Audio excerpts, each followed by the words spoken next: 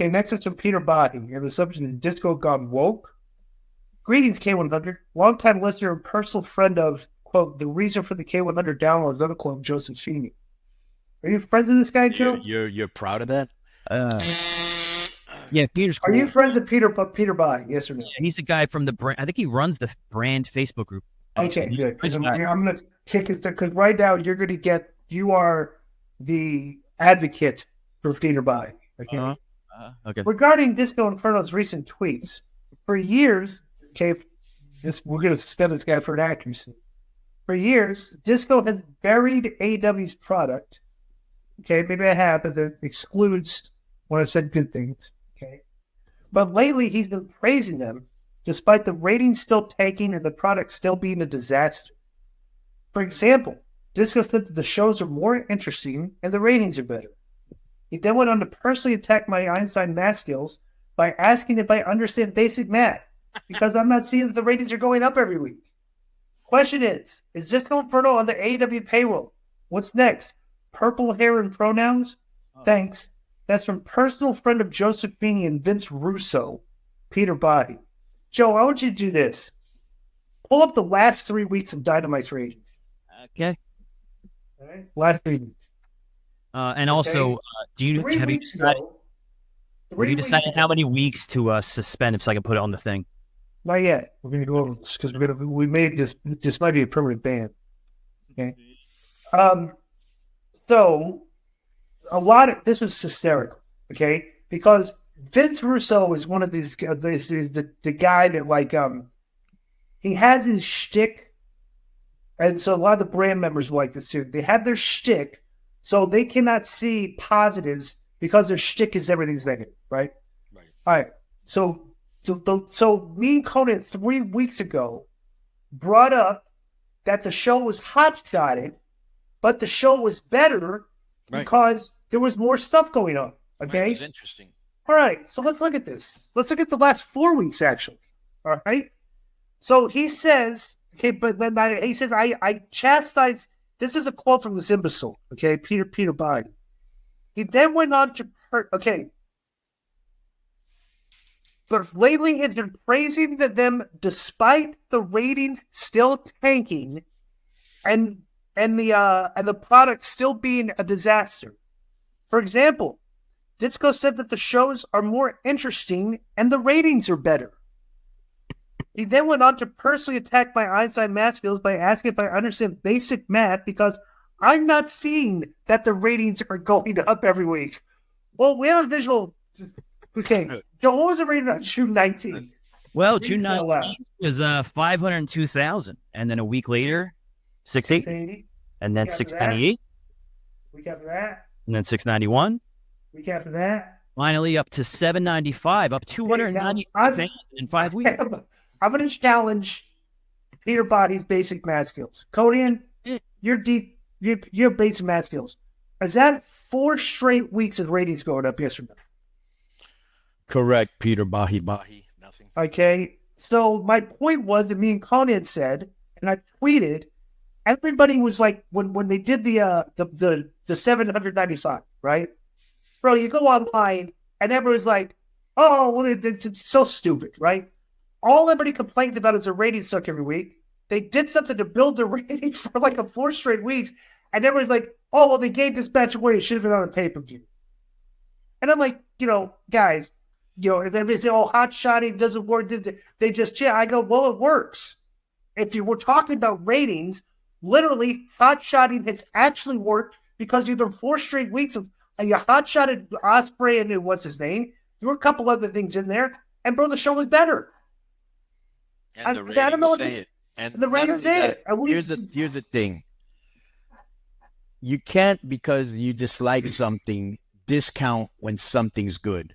So for a long time, I was bearing with Nia Jax. I don't bear her anymore.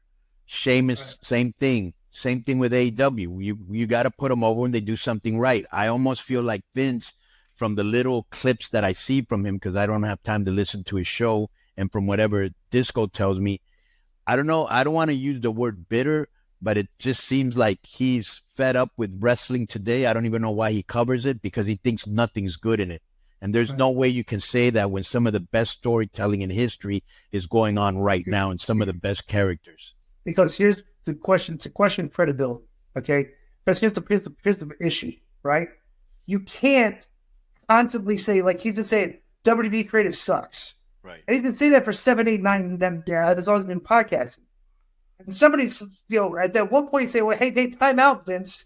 If it sucks so bad, how are they doing record houses and they're selling out every single idea? Right. You can't. Right. You're not sounding like a credible opinion because you're ignoring the metrics, which are showing that it's not the creative is not terrible. Right. Because it was terrible to be doing what they were doing 4 or 5 years ago. Right. And we'd be bearing it like we did before. Correct.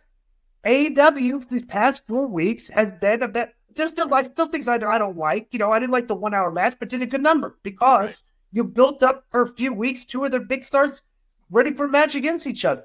And they can continue to do that every week and continue to maybe grow your audience. Yeah, me too. I thought that match was too long, but the ratings proved otherwise. Okay, you got to give them their kudos. Because here's one thing that's pretty clear. When we buried shows or buried like a trended TV that they've had, it's been when their numbers have been down.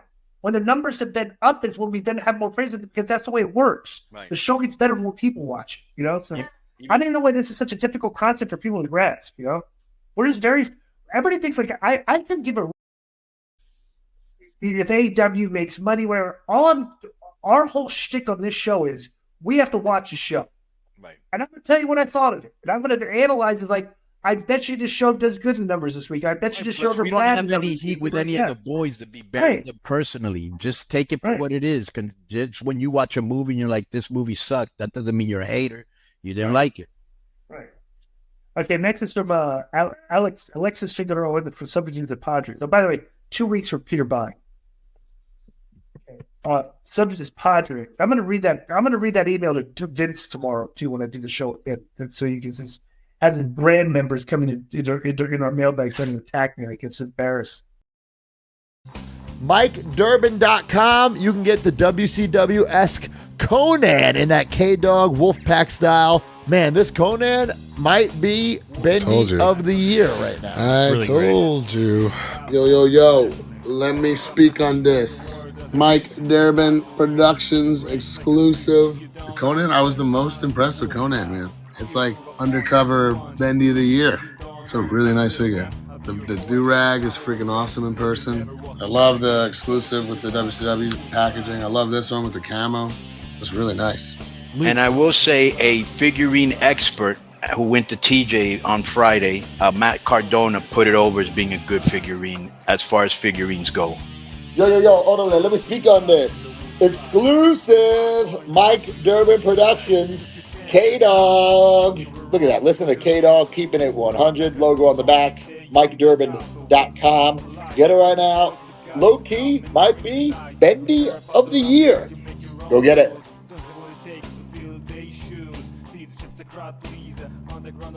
Yo, what's up? I just want to thank you guys for watching this clip. Don't forget to hit the like button, leave a comment, and subscribe. And join our YouTube membership for hours and hours of exclusive, unedited, uncensored content. And being a member will help you get involved in our upcoming live streams. Thank you for your support. Thank you for riding with us. I know you got a lot of other podcast choices, be it wrestling or other ones. And thank you for picking us. Boom.